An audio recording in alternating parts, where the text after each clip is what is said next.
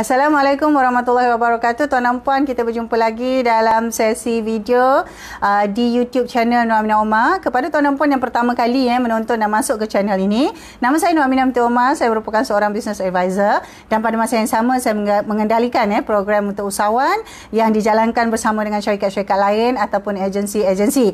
Jadi pada masa sekarang ini saya fokus memberikan khidmat business advisory kepada syarikat-syarikat small businesses yang bersama dengan tim di BA Malaysia, Action Business Advisor Malaysia Sdn Bhd, yang pejabatnya berlokasi di Subang Jaya. Baik, untuk video kali ini tuan dan puan saya akan membawakan satu lagi topik tentang usahawan, iaitu cabaran-cabaran yang biasa, common challenges for entrepreneurs. Jadi cabaran-cabaran yang biasa yang dilalui oleh usahawan. Jadi tuan dan puan, dalam segala perkara yang kita lakukan, mahu tidak mahu dia akan ada cabaran. Cabaran inilah yang menjadikan kita boleh terus, orang kata, move forward, dan boleh terus kita merancangkan apa-apa perkembangan yang kita mahu capai dalam apa yang kita usahakan. Jadi untuk itu, ini adalah beberapa perkara. Mungkin ada banyak lagi cabaran-cabaran.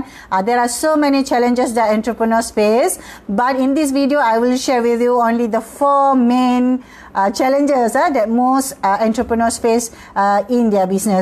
Jadi ini adalah beberapa perkara biasa, cabaran-cabaran biasa yang mesti kita bersedia untuk jadi usahawan, mesti bersedia untuk melaluinya. Baik, apakah yang pertama tuan dan puan?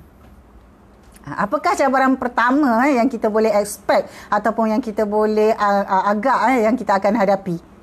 Baik, pertama sekali adalah sebenarnya cabaran tentang kewangan, financial challenges.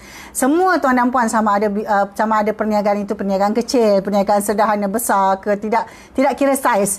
Semua usahawan, semua syarikat, semua jenis perniagaan akan ada cabaran-cabaran dalam bentuk keuangan. Jadi dalam keadaan ini tuan dan puan, usahawan ini dia terpaksa, dia perlu menangani perkara-perkara yang berbentuk pengurusan perbelanjaan, pengurusan risiko keuangan, dan juga perkara-perkara yang ini adalah sebahagian daripada building business, sebahagian daripada membina sebuah perniagaan.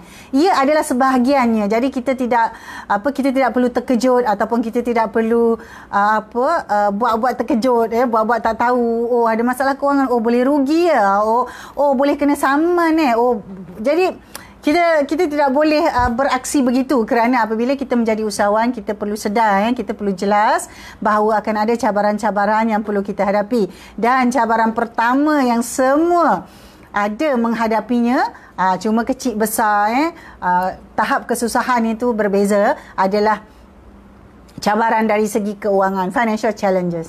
Okey, itu yang pertama. Seterusnya tuan dan puan, apakah lagi antara cabaran apabila kita mula menjalankan perniagaan?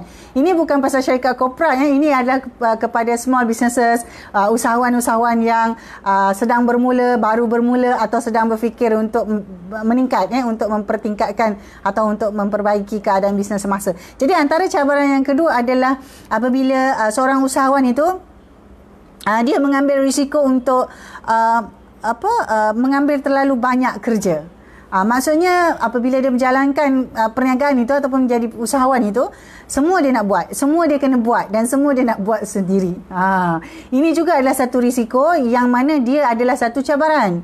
Kerana tuan dan puan, dalam banyak situasi apabila kita memulakan perniagaan dan kita sudah melalui fasa setahun, 2 tahun, kita akan dapati bahawa kalau kita ambil pekerja, kita dapati macam pekerja ni tak boleh buat kerja sebagaimana yang kita mahu. Itu satu contoh. Maaf. Ataupun apabila kita ada pekerja tu mungkin buat sesuatu perkara tidak mencapai tahap yang kita ingini. Jadi mereka tak buat seperti mana yang kita buat. Jadi bila kita tak puas hati, maka kita terdorong untuk buat semua perkara. Itu satu. Dan kedua, apabila kita ada cabaran keuangan tadi, jadi kemungkinan pada peringkat-peringkat tertentu, ramai usahawan ini, dia mengambil risiko untuk banyak buat sendiri. Bookkeeping nak buat sendiri, account nak buat sendiri, semualah nak jadi compliance officer, semua nak buat sendiri. Jadi dalam keadaan ini sebenarnya itu adalah cabarannya. Jadi apabila kita tahu cabaran, macam yang tadi yang saya sebut, yang pertama cabaran keuangan, yang kedua adalah cabaran apabila kita mengambil terlalu banyak kerja dalam satu masa, maksudnya kita mengambil peranan yang terlalu banyak, itu juga adalah satu risiko. Jadi apabila kita tahu cabaran itu, maka kita akan bersedia. Maksudnya bersedialah. Persediaannya macam mana? Nak ambil staff, kalau nak ambil staff, nak pastikan kena ada apa, mungkin kena ada peraturan-peraturan, mungkin kena ada prosedur yang ringkas, walaupun ambil staff yang pertama. Itu contohnya. Jadi cabaran yang kedua adalah risiko di mana seorang usahawan itu mengambil terlalu banyak tugas. Dialah CEO, dialah COO, dialah CFO, semua dia ambil, semua dia buat. Itu adalah satu cabaran juga. Okey, yang ketiga tuan dan puan, cabaran di mana apabila kita sebagai seorang usahawan, kita sudah mula bimbang atau kita takut kepada kegagalan. Jadi ini adalah cabaran, fear of failure. Kita takut sangat, kita takut untuk gagal. Kita bimbang yang kita gagal, kita takut. Kita takut tak berjaya, kita takut kita gagal. Jadi apabila dia terlalu takut yang dia ni akan gagal, maka tuan dan puan boleh bayangkan apa yang akan berlaku. Jadi kadang-kadang sampai ke tahap tak boleh nak buat keputusan, ataupun tak buat keputusan. Jadi perkara-perkara ini adalah antara cabaran yang mesti kita bersedia apabila kita mahu ataupun kita ni memang jadi seorang usahawan. Kita kena bersedia. Maksudnya perkara itu adalah normal, dan dengan mengetahui keadaan itu, apa yang kita perlu buat. Jadi kena tahulah apa yang kita perlu buat. Sebab dengan mengetahui cabaran, once you know your challenges, you should list down what you can do to overcome the challenges. Itu tujuannya, untuk kita mengetahui apakah cabarannya, supaya kita tahu apa yang kita nak buat untuk mengatasi cabaran-cabaran itu dan untuk melalui cabaran-cabaran itu. Alright. Okey, cabaran yang keempat tuan dan puan adalah cabaran yang keempat. Cabaran yang keempat ini adalah kesukaran untuk mencapai work-life balance, iaitu keseimbangan. Jadi ada ramai juga usahawan di luar sana dah sampai 20 tahun, 30 tahun menjalankan perniagaan, masih juga belum mencapai satu tahap keseimbangan di antara kerja dan kehidupan, yang kita selalu sebut sebagai work-life balance. Jadi itu cabaran. Jadi apabila kita ada cabaran ini, bermaksud dia adalah unik dan dia berbeza dari satu usahawan kepada yang lain.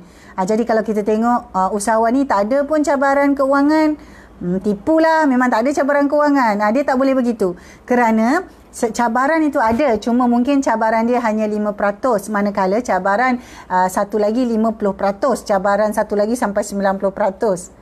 Jadi cabaran itu sentiasa ada, cuma tahap-tahap dan berapa dalam ataupun berapa teruk cabaran itu kepada setiap satu usahawan itu adalah berbeza.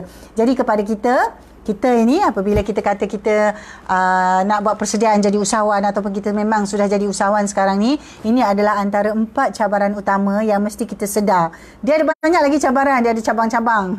Dia ada cabang-cabang lagi kan. Macam apabila kita kata cabaran untuk mencapai work-life balance itu, dia akan ada lagi cabaran kecil-kecil di bawahnya. Termasuklah cabaran menjaga hubungan keluarga, menguruskan masa untuk ahli keluarga. Ada banyaklah cabaran di bawah tu. Ini adalah 4 topik besar yang utama dalam konteks cabaran sebagai seorang usahawan. Baik, jadi tuan dan puan, dalam video ini saya sudah kongsikan, saya sudah bincangkan 4 cabaran utama yang biasa dihadapi oleh usahawan. Jadi tuan dan puan yang di luar sana, sama ada sedang merancang untuk jadi usahawan ataupun sudah menjadi usahawan, maka 4 perkara ini apabila kita kena senaraikan, dan apabila kita ada senarai semua cabaran kita, di sebelah senarai cabaran itu mestilah ada cara-cara ataupun langkah-langkah ataupun kita kata solusi, cadangan apa tindakan yang kita boleh buat untuk mengatasi, untuk melalui cabaran tersebut. Jadi untuk itu tuan dan puan, tamat video kali ini. Saya ucapkan terima kasih. Jangan lupa